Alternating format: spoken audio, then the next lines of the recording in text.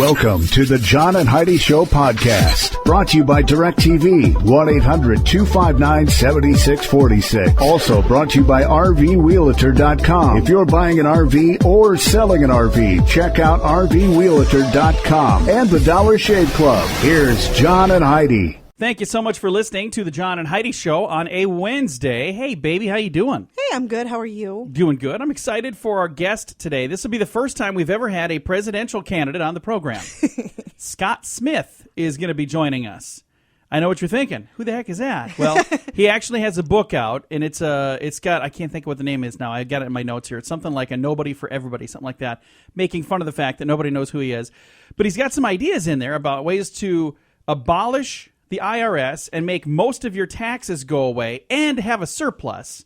Something to do with amazing with fairy farts or something. I don't know. No, that's not true. It's very possible. Rand Paul has the same plan. It is absolutely. I don't know that it is the possible. same plan. Anyway, whatever it is, it'll be interesting to hear more about it. I'm super excited to find out what he's talking about.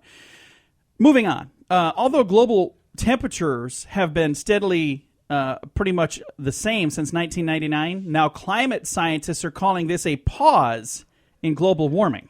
Well, of course. I think they should get a pause in their funding. That's what I'm thinking. Ridiculous. All right, coming up, we've got some special stuff going on today. We'll tell you what that is on the way next. This portion of the program is brought to you by Dollar Shave Club. Get razors for $1 a month plus a few bucks shipping, so you can enjoy fresh razors every month for as little as $3. Learn more at dollarshaveclub.com/radio.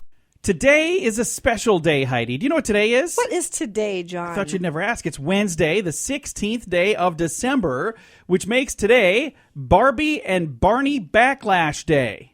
Oh. So this is the day that all of the Barneys and Barbies rise up against us? I'm not sure. I think you're supposed to rise up against them. Oh, is that what it is? Okay, we'll do that then. It's also National Chocolate Covered Anything Day, so I'm going to celebrate one way or another. And it's Zionism Day. I'm not sure what that is, but I'll celebrate the chocolate. I'm going to celebrate that. We'll cover anything we want in chocolate today, and then you're just celebrating. So something that's an interesting thing, chocolate-covered bacon. If you've never tried that, you got to try it sometime. Oh, yeah, you really totally should try it. And You if you desire the physique that John and I have, Hey, take it from me. that is something you should definitely include in your diet. I can squeeze into my jeans still, so apparently I'm doing something right. It's got to keep buying bigger jeans. Do not encourage people to eat that stuff. Anyway, celebrate today by having something covered in chocolate. It is the 16th day of December. This portion of the program is brought to you by RVRealtor.com. If you want to buy or sell an RV, go to RVRealtor.com. List your RV for free. Learn more at RVRealtor.com. You know it's true because you heard it on the radio. Muzak. Have you ever heard of Muzak before? Yes, I have. How would you describe Muzak? It's the stuff, the elevator music type stuff that they play exactly in elevators and in stores. Well, it might soon be illegal. Oh. At least in Britain. A British member of Parliament is waging war on piped-in music, saying it's a health hazard, and he demands that it be banned from public places. Conservative MP Robert Key says piped-in music, also known as Muzak, raises blood pressure. Oh, it does not. Depresses the immune system. Oh, my gosh. And devalues music into mere acoustic wallpaper.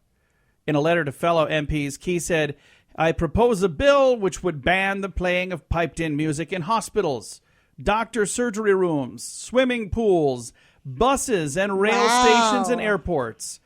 Really? They have Muzak in buses? Oh, and I see bus and rail stations and airports. Okay, that makes more sense.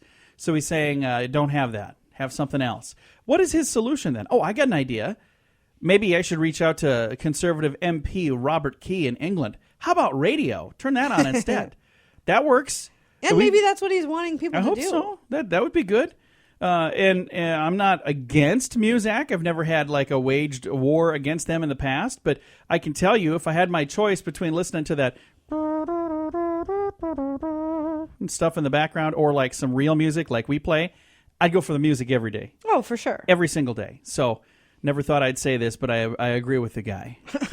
Let's wage war on I wouldn't say I Muzak. agree with it. I don't think that it has to be banned. It doesn't need to be banned. Everybody should have a choice. And if you are the one that makes the choice in your office, choose to turn this radio station on and choose to play it loud. Thank you so much for listening. You know this Muzak battle is true because you heard it on the radio. The John and Heidi Show is brought to you in part by the Keystone Treatment Center. This is your brain, and this is your brain on drugs. We share silly stories here on the program, but addiction is no joke. If you or someone you know suffers with an addiction to drugs or alcohol, make today the day you seek help. Call toll-free 844-204-1055. That's a toll-free number. Again? 844-204-1055. And this is your brain on drugs. A man runs away from a cop, but is taken down by a washing machine. Oh. Yeah, he wanted to finish his beer before he went to jail. That didn't set well with the arresting officer who used his taser on the man. He was driving along Northeast 8th Street when he was pulled over for running a stop sign. Deputy said he saw an open beer container in the car and told him to step out. He started patting him down, and that's when he slapped the officer's hands away and yelled at him. Then he picked up the beer and finished drinking it. Oh. Another officer pointed his taser, commanded him to stop, put his hands on the car. The arrest report says he finished his beer, threw the can on the ground, and continued to berate the deputy. Then he ran away, who was stopped after he ran into a washing machine in someone's yard. Oh, my God. So that's what slowed him down. That was sitting in their yard. Officers say then they used the taser to temporarily stun him. Daniels has been charged with resisting arrest, consumption of alcohol in a public place, possession of drug paraphernalia, and he had a homemade pipe that was found in his pocket as well. Oh. So that's what happens, kids, when your brain is on drugs. This portion of the program is brought to you by Keystone Treatment Center. Addiction is no laughing matter. Call Keystone Treatment Center toll-free at 1-844-204-1055. Today's moment of duh, children, includes a pack of beef jerky, which I'm a fan of, and it also has some cigarettes, which I'm not a fan of, but not the way you might think. Listen to this. Richard Rodriguez held up a convenience store, getting away with a pack of cigarettes and about $60. You have to wonder why he didn't steal some beef jerky and peanuts while he was at it. Well, it's because that's what he purchased when he returned to the store a few weeks later. He came back in. Why didn't he just steal it when he was there the first time? He came back to the same store that he robbed, talked to the same clerk that he robbed, and he bought, this time, a little bit of beef jerky and some peanuts. The clerk didn't say anything, but she did take a note of his license number, then called the police.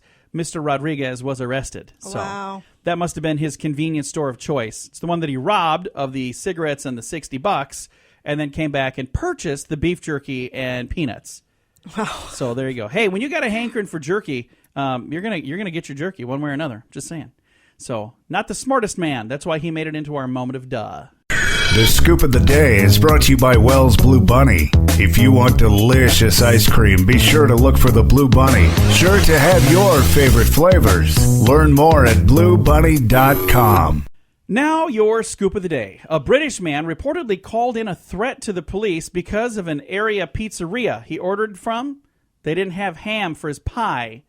So why did he call in a threat to the police? That doesn't make any sense. But they didn't have ham for his pizza, so he was upset. Makes you do dumb things, doesn't it? Maybe he called in a threat about the restaurant. Maybe he said, there's a bomb here. No, he called in the threat to the police. Right. So, Maybe he told the police, hey, there's a I'm bomb going to blow at their that restaurant. place up because they ain't got no ham. Something like that. It had to have been a threat towards... He Must wouldn't have been. threatened I the don't police. know. Makes no sense. A Connecticut man from Middleton, Connecticut, a woman, was arrested for repeatedly abusing 911. She kept calling them to let them know she lost her cell phone.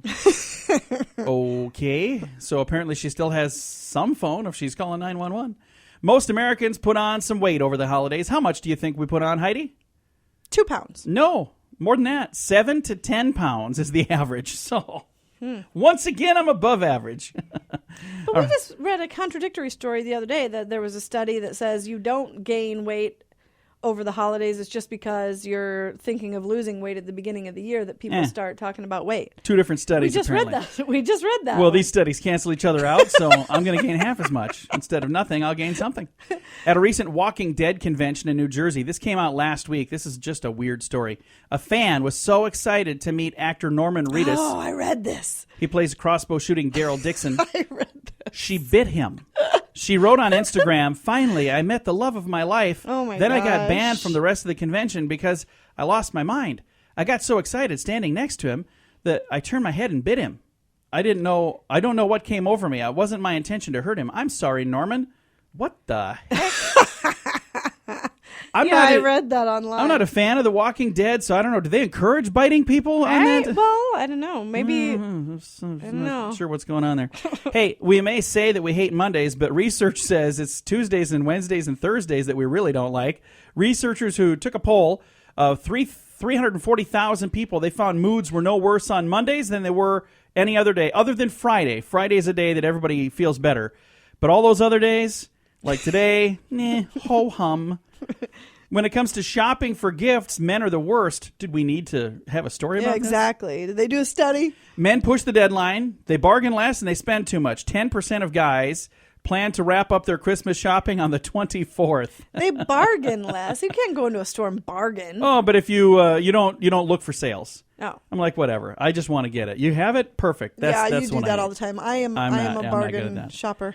How much money do you have before you're wealthy, Heidi? If you've got $10 in your pocket and no debt, you're wealthy. That means that you're better off than most of the world. But according to a survey of rich folk, I don't exactly know how rich they were, but according to a survey of rich folk, I'm reading this word for word, when you have $5 million in the bank, you can live with no constraints.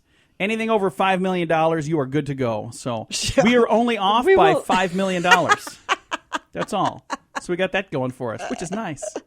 Marcus McCoy and Tanya White decided to trail a UPS truck in Indiana and Illinois for one reason. They wanted to snatch packages off doorsteps once they delivered them. Oh, my gosh. They collected thousands of dollars in boxed up gifts.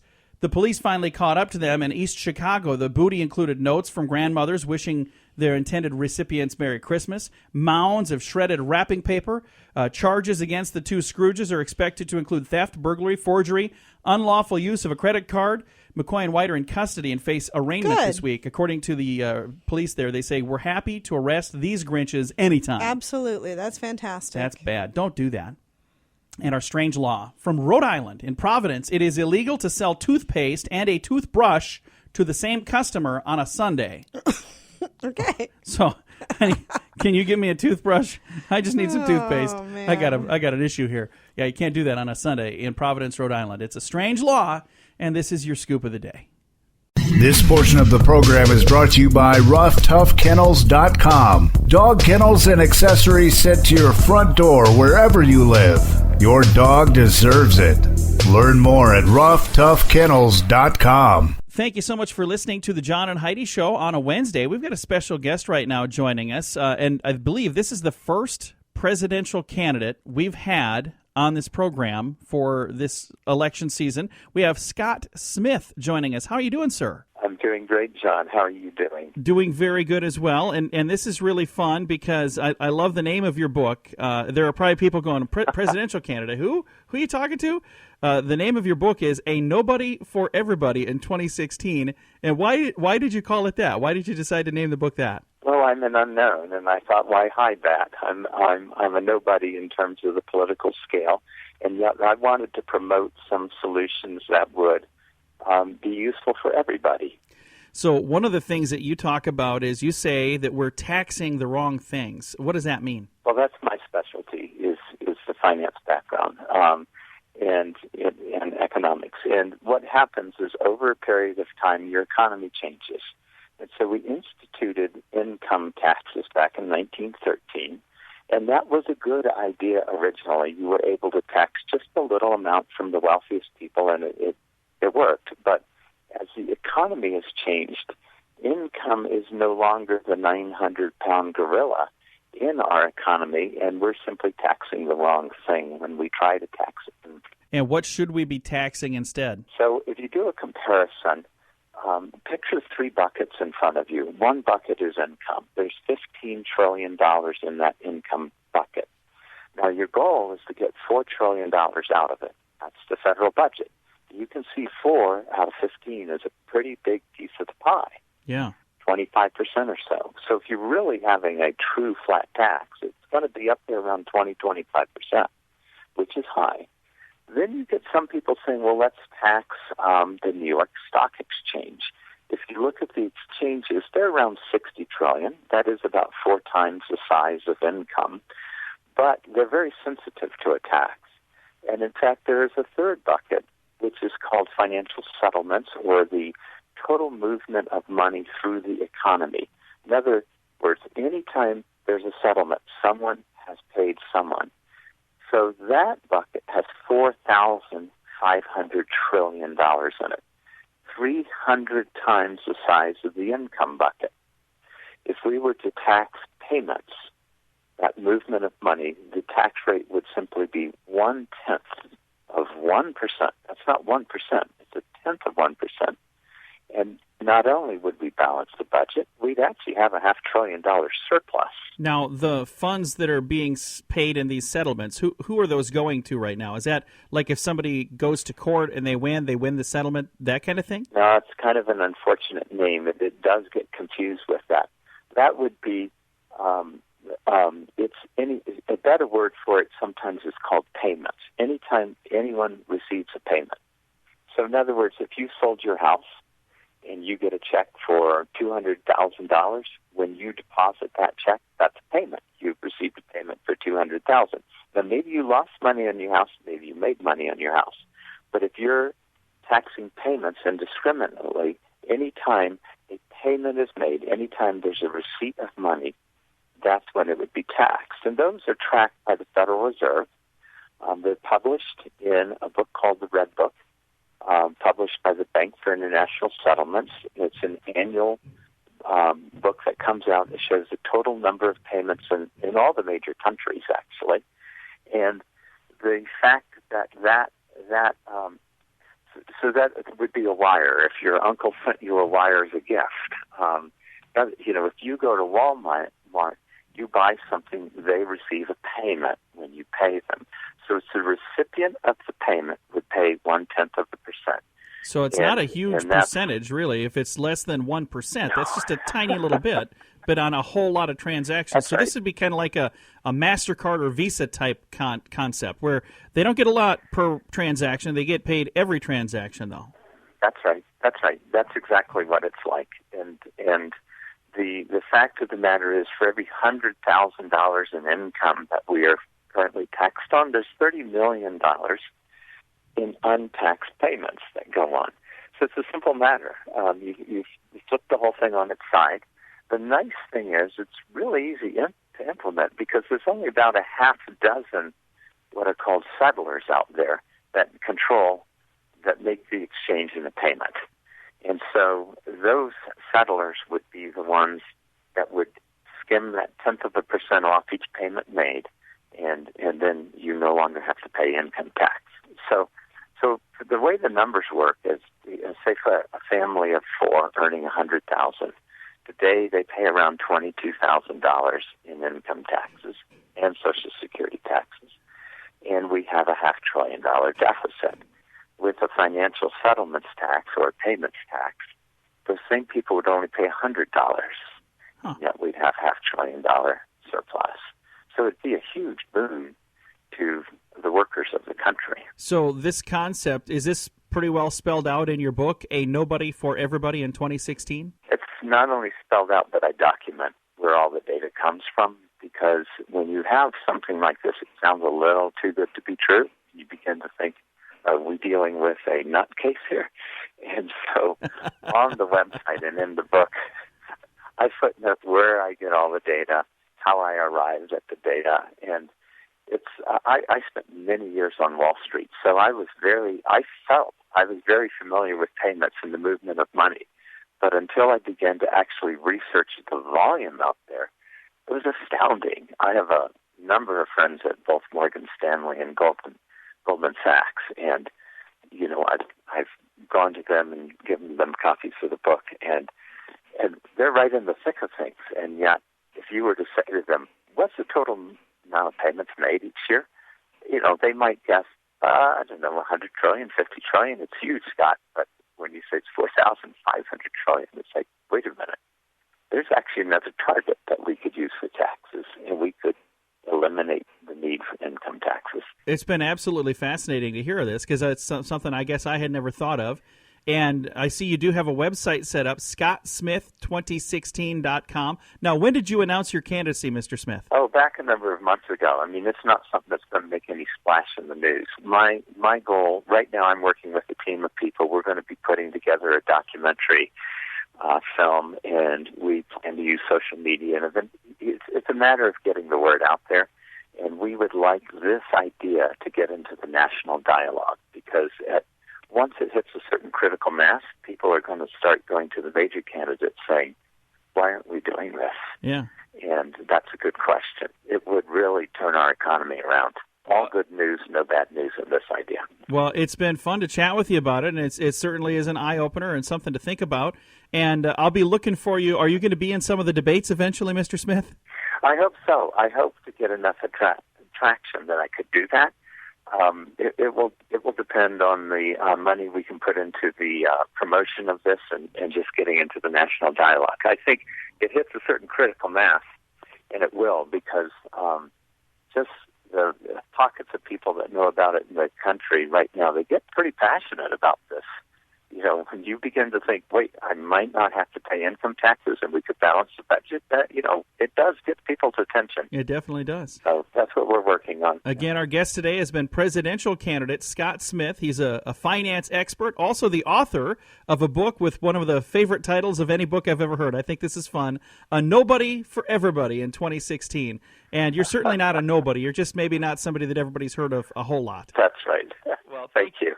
I like the title, too. Well, thank you again. You have a wonderful day, and thanks for chatting with us. Thanks, John. Thank you. Again, Scott Smith, and his website is ScottSmith2016.com. Thank you so much for listening to the John and Heidi Show. This portion of the program is brought to you by CarsForSale.com. If you're in the market to buy a car, truck, or van, find thousands of vehicles to choose from at CarsForSale.com. Fun fact for you, Heidi. What's that, John? The Census Bureau reports that the average American commuters commute for more than an hour to get to work. And it seems to be getting longer every year. Average? Yeah, the average commuter commutes more than an hour to get to work. Wow. Now, that means if you drive less than an hour, that means somebody else is driving more than an hour because you guys average out. Fun fact for you, Heidi. What's that, John? Eating milk chocolate can improve your brain activity.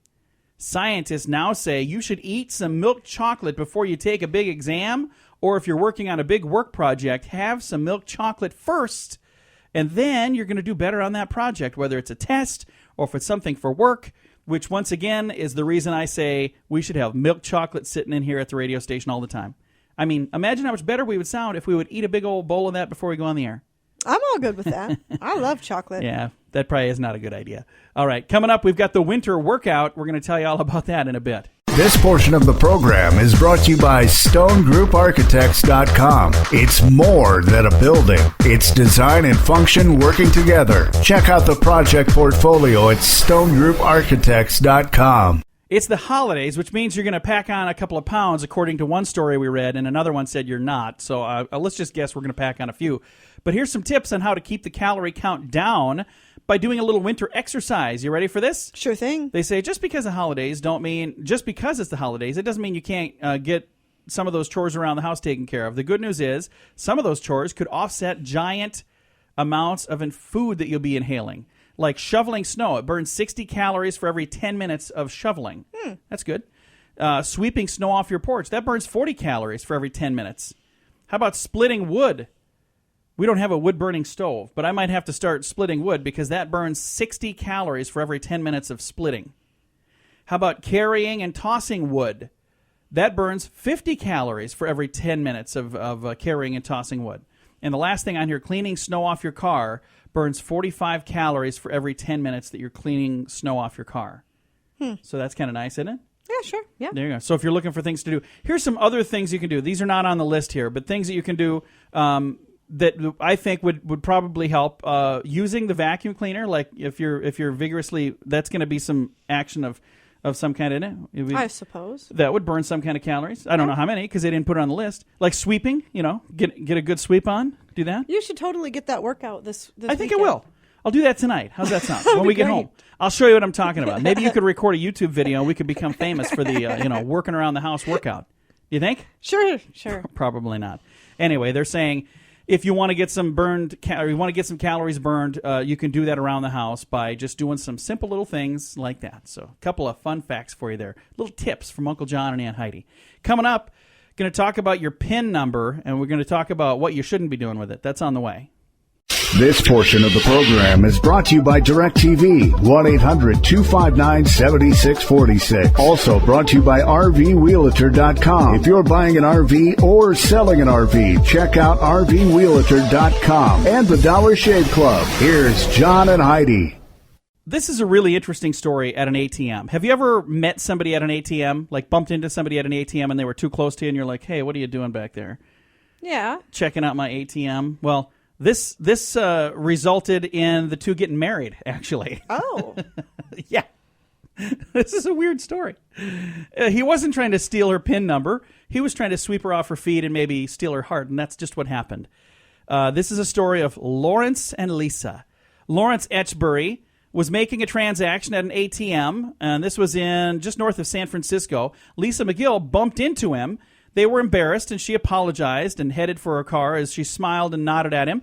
As fate would have it, they bumped into each other again on Main Street in St. Helena, and that's when she waved at him. He made a U-turn and went back over and started talking to him. They were just recently married. Guess where they got married? At the ATM? At the ATM. Seriously, at the Bank of America. This is the cool part. In St. Helena, California, the groom wore a tux, the bride wore a gown, the ATM was draped in a floral arrangement, and the bank gave them 3 minutes to take as much cash out as they could get. Whoa. They got $840 of honeymoon cash from the Bank of America ATM machine. How cool is that? That is cool. That's really neat. Anyway, do you take this PIN number to be your lawfully wedded?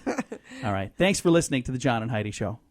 This portion of the program is brought to you by GunUp.com. If you're a gun lover, you'll be in heaven at GunUp.com.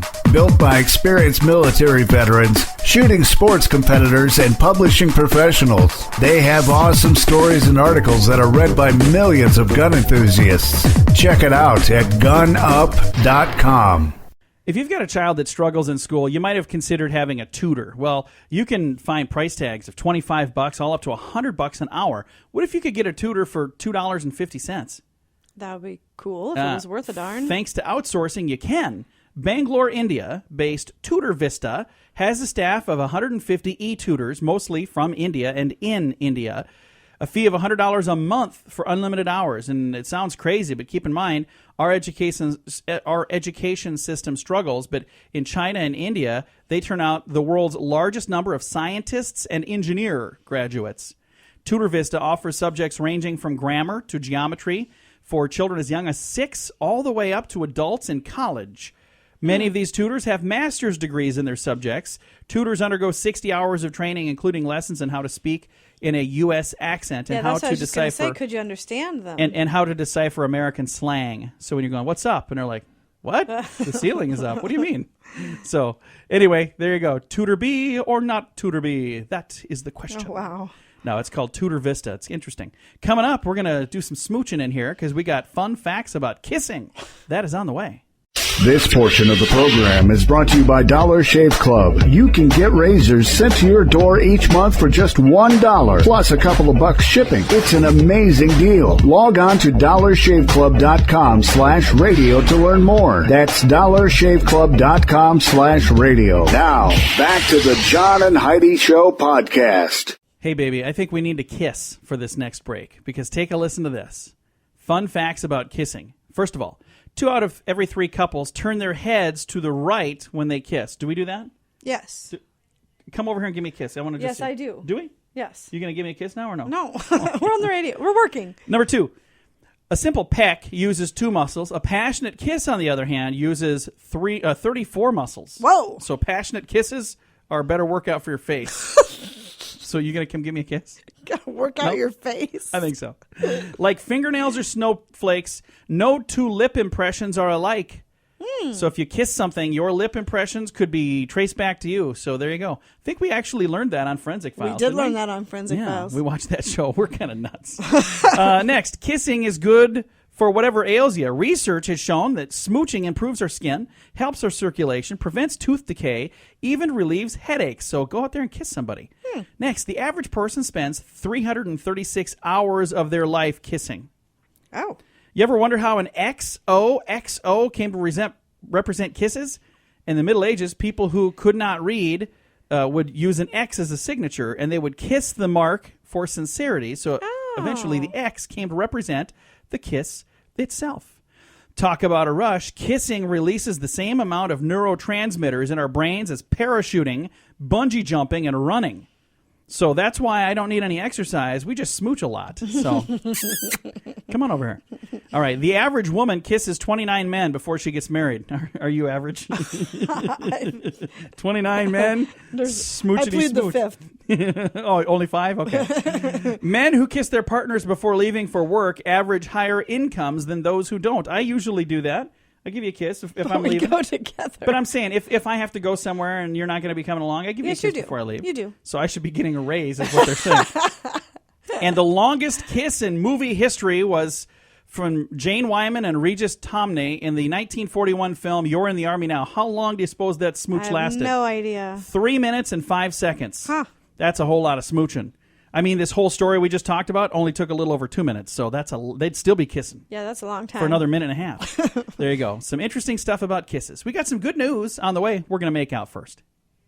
This portion of the program is brought to you by DirecTV. Call 1-800-259-7646. They have hundreds of channels to choose from, with many packages to fit your viewing desires. Learn more at 1-800-259-7646.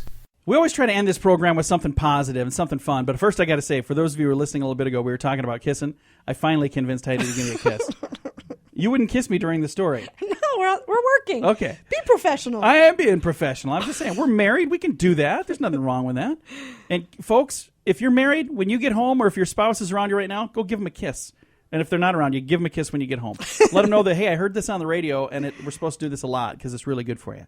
Now, this is an awesome story. This is the good news I was telling you about. All right. A billionaire businessman named Shlomo Reichnitz was so moved by the sight of 40 American military service members traveling through an airport in Ireland, he decided to do something to show his appreciation.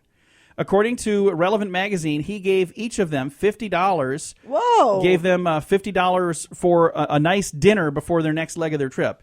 He said, I'd like each one of you to have a nice meal. I'm going to pay $50 per, so order as much as you want. Wow. And again, there were 400 Holy soldiers. cow. 400 times 50, that's, if my math is correct, is that $2,000? That's amazing. That's good for cool. him. That is So, awesome.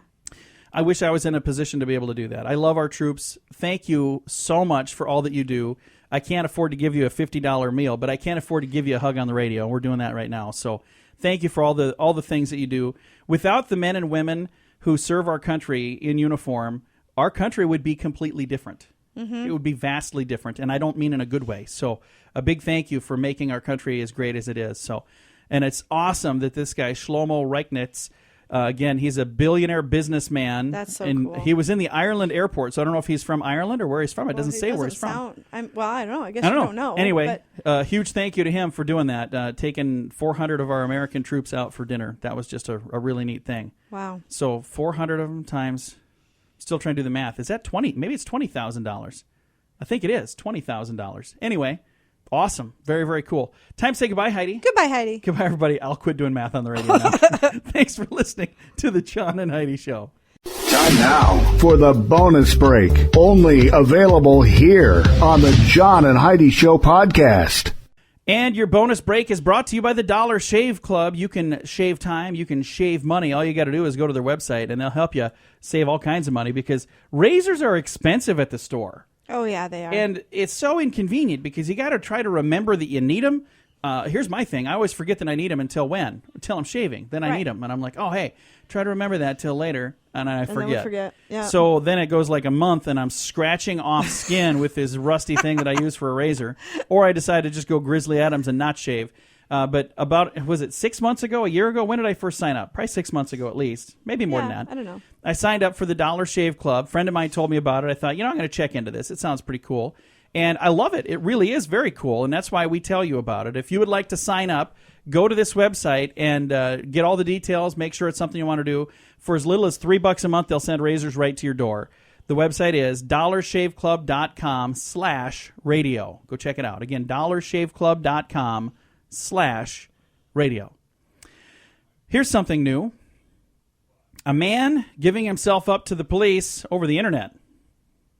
A man accused of sending harassing emails to a Texas police department He's been sent an email telling him to give himself up.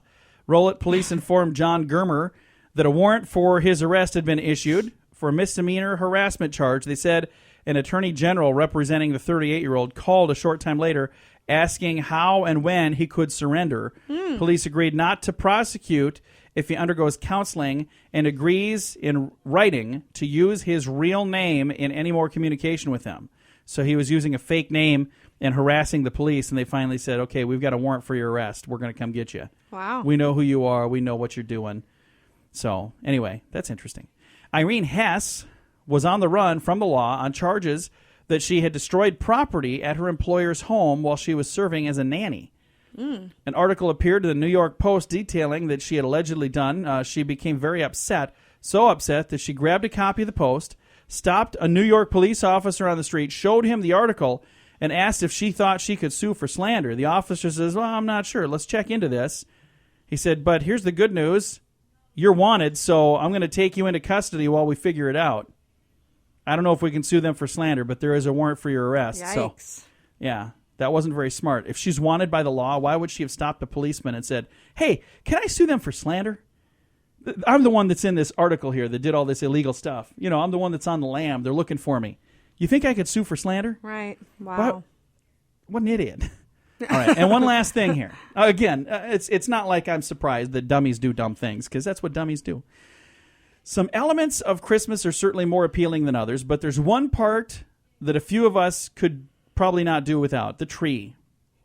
Research suggests that rather than enhancing the festive feel, the traditional Christmas pine tree might actually be making people sick, though. It's a thing called Christmas tree syndrome, and it's caused by a number of molds that grow on these trees. They're found on trees naturally, but they flourish when they get inside because they're in our snug, centrally heated homes. In fact, a team found 53 different kinds of mold present on 23 sample trees taken from their colleagues' homes. Yikes. So that's where we have, our tree doesn't make us sick. It makes me sick that we have to decorate it every year and tear it down and put it up. But it's one of them fake trees.